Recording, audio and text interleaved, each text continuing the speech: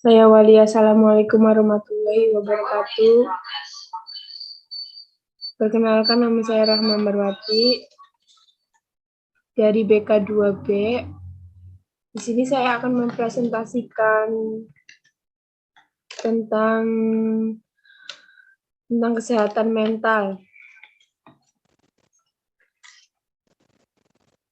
Saya akan sunscreen dulu.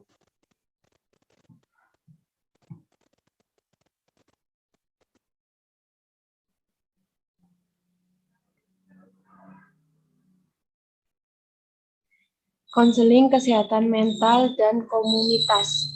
Konseling kesehatan mental sebagai suatu spesialisasi sangat jelas bahwa konseling kesehatan mental adalah suatu bidang antar disiplin baik dalam sejarahnya, lingkungan, praktik, pengetahuan, atau keahlian dan peran yang dimainkan. Bagaimanapun juga, banyak praktisi di dalam profesi konseling yang menggunakan istilah konselor kesehatan mental untuk menggambarkan diri mereka, dan beberapa negara bagian seperti Florida melisensi konselor dengan memakai gelar ini. Konselor kesehatan mental mempunyai keahlian konseling dasar selain keahlian khusus yang berkaitan dengan kebutuhan dan minat dari populasi tertentu atau masalah tertentu. Contoh kasus tentang seorang yang menderita gangguan mental, sebut saja si A. Si A mulai mengalami gangguan mentalnya saat berumur 19 tahun di bangku kelas 3 SMA. Dulu si A sangat dan rajin beribadah dan sering mengikuti tadarusan di masjid. Dia juga mengikuti beberapa majelis-majelis yang ada di desanya. Dulu si A juga lebih terbuka kepada orang sekitar. Awal mula si A terkena mentalnya karena si A kekurangan kasih sayang dari kedua orang tuanya karena si A memiliki banyak adik. Si A juga sering dibentak dan dimarahi orang tuanya. Dari situ si A mulai menderita stres ringan. Si A menjadi anak yang pendiam dan jarang bergaul dengan teman-teman sebayanya dan mulai jarang tadarusan di masjid.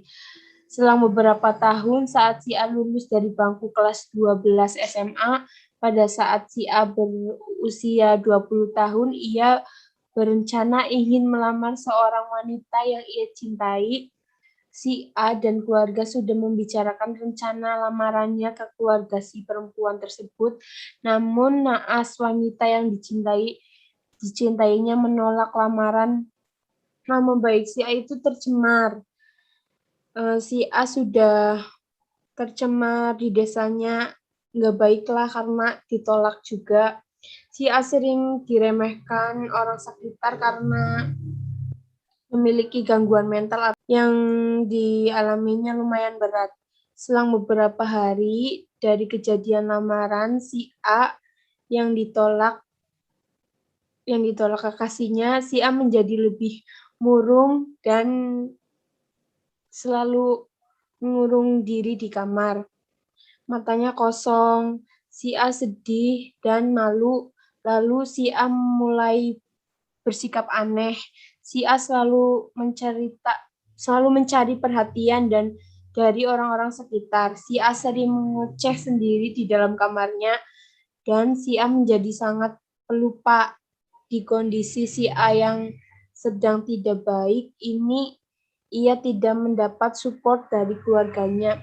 Justru ia semakin sering dimarahi oleh kedua orang tuanya. Dari situ kondisi si A semakin memburuk. Dan pada akhirnya orang tuanya peduli kepada si A karena si A kondisinya semakin sangat parah. Si A langsung dibawa ke rumah sakit jiwa untuk diobati.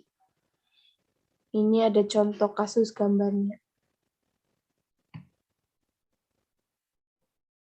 Dapat kita simpulkan dari cerita yang pada dasarnya kasih sayang dan perhatian dari orang tua dan keluarga sangatlah penting. Saya dulu ya, Mbak. Iya. Silakan. Izin Mbak. bertanya kepada Mbak Ambar. Apa tanggapan Mbak tentang kurangnya kasih sayang yang berimbas?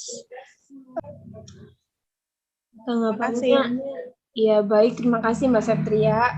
Tanggapan saya yaitu sebagai keluarga harus saling support dan saling adil dalam hal apapun. Jadi tidak menimbulkan konflik buat anak tersebut. Itu tanggapan saya, Mbak. Oh ya Mbak, makasih Mbak sudah cukup jawabannya. Ya, sama-sama. Tanya, Mbak. Ya, silakan, Mbak. Itu kan tadi kasih sayangnya. Pertanyaan Pak, kurangnya kasih sayang dari keluarga itu juga mengakibatkan kurangnya kasih sayang bisa mempengaruhi mental seseorang itu bagaimana ya, Mbak? Ya, karena bisa jadi anak tersebut berpikirnya terlalu mendalam dan selalu berpikir yang menyebabkan dia menjadi tekanan. Itu saja yang dapat saya sampaikan. Kurang lebihnya mohon maaf. Terima kasih atas pertanyaannya buat Mas Septria dan Mbak Tiara Gunawan. Sekian dari saya. Wassalamualaikum warahmatullahi wabarakatuh. Assalamualaikum warahmatullahi wabarakatuh. Waalaikumsalam warahmatullahi wabarakatuh.